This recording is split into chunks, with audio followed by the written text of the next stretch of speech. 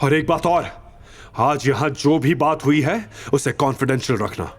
जब तक अवंतिका नहीं मिल जाती, मैं नहीं चाहता किसी को भी मेरी सच्चाई का पता चले।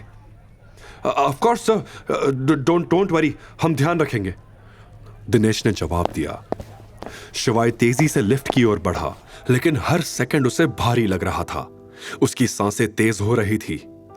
अवंतिका, मैं आ रहा हूं, बस थोड़ा सा इंतजार कर लो, बस थोड़ी देर के लिए खुद को संभाल लो। वो खुद से बड़बड़ा रहा था कि तभी यश उसके सामने आ गया। शिवाय, तुम यहां गार्ड की नौकरी के लिए अप्लाई करने आए हो क्या? पर यहां के तो गार्ड्स भी वेल क्वालिफाइड है। आई एम श्योर तुम्हें यहां से भी भगा दिया होगा। वैसे तुम चाहो तो मेरे यहां चपरासी की नौकरी कर सकते हो, 5,000 सैलरी दूंगा। शिवाय ने उसे इग्नोर करके आगे बढ़ने की कोशिश की, लेकिन यश ने उसका रास्ता रोक लिया। हो, तो अब तुम मुझे तेवर दिखाओगे? पता है, आज मैं इंडस कंपनी के साथ कॉन्ट्रैक्ट साइन करने जा रहा हूं। जैसे ही मेरी कंपनी और इंडस का कोलैबोरेशन हो जाएगा, मैं करोड़पति बन जाऊंगा। लेकिन तुम्हारे लिए तो इस गरीबी के साथ इंदौर में जीना ही मुश्किल हो जाएगा। अब तो नंदिनी भी निकल गई है तुम्हारे हाथ से। शिवाय की मुट्ठियां कस गई। उसके दिमाग में सिर्फ एक ही चीज चल रही थी, अवंतिका खतरे में है और ये बेवकूफ मेरा वक्त खराब कर रहा है। मेरे पास तुम्हारी बकवास सुनने का टाइम नहीं है, हटो मेरे रास्ते से, उसने दांत भींचते हुए कहा। शिवाय अब और एक सेकंड भी नहीं रुक सकता था। उसने बिना कुछ बोले यश को जोर से धक्का दिया और लिफ्ट में चला गया। यश लड़खड़ा गया, लेकिन अगले ही पल गुस्से से चिल्लाया, अबे 2 कौड़ी के आदमी, मुझे इग्नोर करके जा रहा है? एक बार ये कॉन्ट्रैक्ट साइन हो जाने दे, फिर तेरा ऐसा हाल करूंगा कि। तभी लिफ्ट बंद हो गई। जैसे ही लिफ्ट बंद हुई, शिवाय ने दिनेश को फोन लगाया और बस इतना कहा, there will be no deal between Yash and Indus group. Noted sir.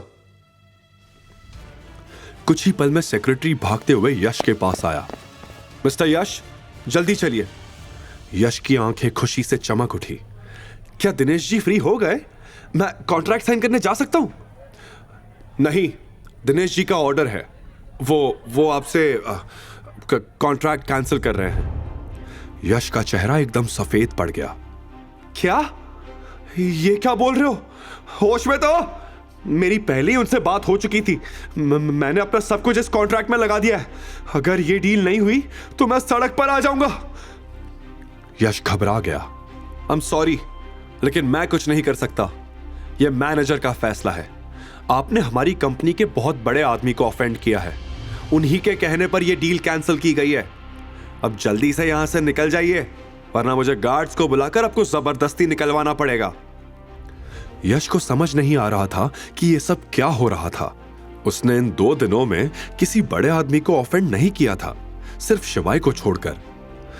लेकिन शिवाय, वो तो नंदिनी का 2 कौड़ी का एक्स हस्बैंड है, तो उसका ये सबसे कोई लेना देना नहीं हो सकता।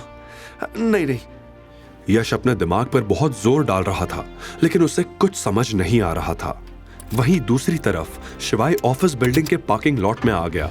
उसने कार स्टार्ट की और फुल स्पीड में वहां से निकल गया। उसे पता था 1 सेकंड की देरी भी अवंतिका की जिंदगी तबाह कर सकती थी। क्या वो इस वक्त विकी, जो एक भूखा दरिंदा था, उसके पास थी, जो बस उसे निगलने के लिए ही बैठा था? वहीं दूसरी तरफ देव भी अपनी बेइज्जती का बदला लेने के लिए तैयार था। उसने अंडरवर्ल्ड माफिया हेडशॉट को शिवाय के नाम की सुपारी दे दी थी। हेडशॉट ने देव से फोन पर कहा, जी, आधे पैसे मिल गए, आज तेरा काम हो जाएगा। मुझे यूं ही हेडशॉट नहीं कहते, खोपड़ी के बीचों बीच गोली मारूंगा। अब क्या होगा? क्या शिवाय अवंतिका को बचा पाएगा? क्या होगा जब शिवाय को पता चलेगा कि देव ने उसे मारने के लिए हेडशॉट को भेजा है और वो दिनेश का भतीजा भी है?